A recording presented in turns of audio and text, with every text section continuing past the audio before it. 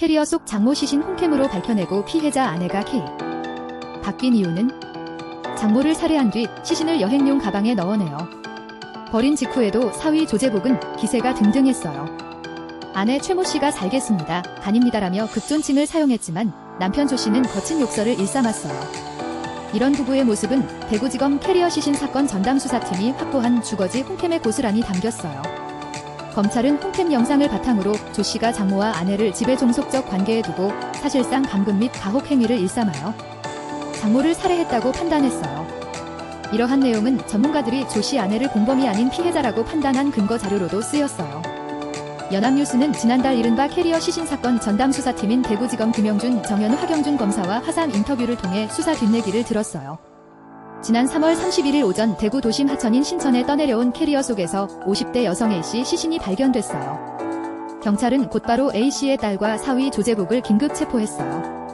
지난 4월 9일 사건을 경찰로부터 넘겨받은 대구지검은 강력범죄전담부와 여성아동범죄조사부가 참여하는 전담수사팀을 꾸려 보안 수사에 나섰어요. 전담팀 주임 검사를 맡은 김영준 검사는 추가 압수수색과 현장 탐문을 벌였어요. 김 검사는 조재복과 아내, 장모가 살던 오피스텔에서 홈캠 실리콘 마개 속에 있던 SD카드를 찾아냈어요. 조재복이 장모를 살해하던 당시 영상은 시간이 지나 지워졌지만 시신을 유기한 직후부터 체포되기까지 둘의 모습은 홈캠에 남아있었다고 해요. 영상 속 아내는 항상 극존칭을 썼지만 남편 조 씨는 욕설을 일상적으로 사용했어요. 조 씨는 집에 없는 동안에도 홈캠으로 아내를 감시했어요. 그가 홈캠으로 청소하라고 말하면 아내는 잘겠습니다라고 대답하고 지시를 따랐어요. 주거지에서는 장모 살해 도구로 쓰인 청소기 철제봉 파편 일부도 발견됐어요. 김 검사는 압수수색을 위해 오피스텔 문을 열었을 때 당시 장면이 생생해요. 무거운 공기 속에서 악취가 풍겼고 세 사람과 반려견까지 함께 살았다고는 상상하기 어려운 세평 남짓 공간이 눈에 들어왔어요.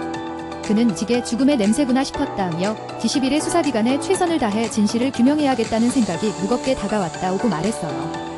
김 검사는 내가 이 사람이 됐다는 생각으로 구청과 행정복지센터 공무원, 공인중개사무소, 휴대전화를 개통한 가게 사장까지 이들 세 사람을 알만한 사람은 모두 만났어요. 주변인들은 항상 셋이 함께 다녔고 조재복을 제외한 모녀만 다니는 건 본 적이 없다고 진술했어요. 혼인신고를 할 때도 아내 표정이 어두웠고 조 씨가 장모에게 명령조로 서명을 요구했다는 진술도 확보했어요. 김 검사는 경찰 수사가 객관적 사실관계를 주로 파악했다면 검찰은 살해 고의성을 입증하기 위해 사건이 벌어진 이유에 초점을 맞췄다고 설명했어요.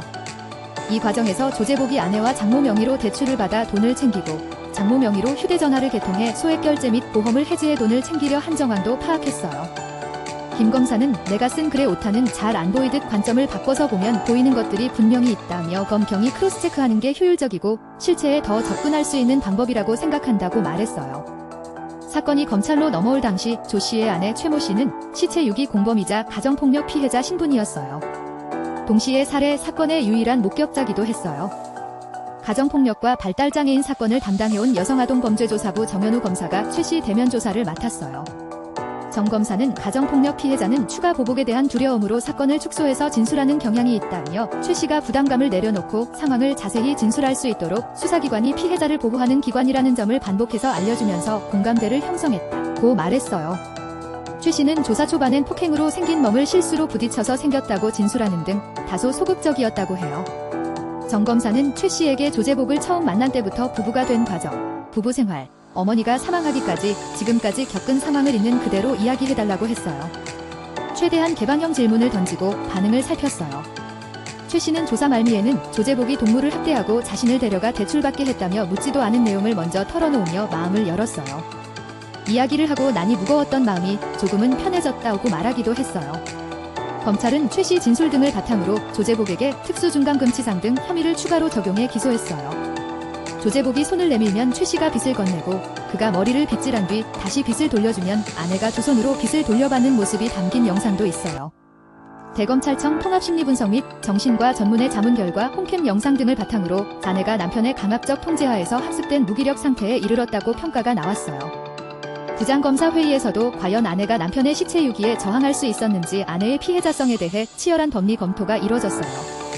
결국 검찰은 최 씨가 공범이 아니라 피해자라고 결론 내린 뒤 집중적인 지원에 나섰어요. 강력범죄전담부 하경준 검사가 피해자 지원을 함께 담당했어요. 하 검사는 자문을 맡은 정신과 전문의가 아내는 생존자로 보는 게 맞다고 말했다며 수사 과정에서 최 씨를 온전하게 피해자로 보고하기로 했다고 말했어요. 그는 불기소 결정 후 최 씨를 석방했을 때 안전할지 장담할 수 없었다며 가족의 도움도 받기 어려운 상황이라 석방 후에도 관심을 가지고 지원할 필요가 있었다고 말했어요. 검찰은 최 씨 석방 후 입원 치료를 받게 하고 그동안 남편 통장으로 입금되던 기초생활수급비도 직접 받게 하는 한편 압류방지 계좌도 개설해줬어요. 또 한국가정법률상담소에 의뢰해 최 씨가 모친을 살해한 남편과 이혼하도록 절차를 지원하고 있어요. 검찰은 피해자 지원 사건 관리 회의에서 유관기관과 협의를 거쳐 최 씨의 퇴원 후 주거 문제부터 자립계획, 재산관리 등 전반적인 지원 방안을 논의했어요. 하 검사는 최 씨가 자립할 수 없고 불안정한 상태인데 석방한 뒤에 모른 척할 수 없었다며 검찰이 내린 결정에 대한 책임지라고 담담히 말했어요.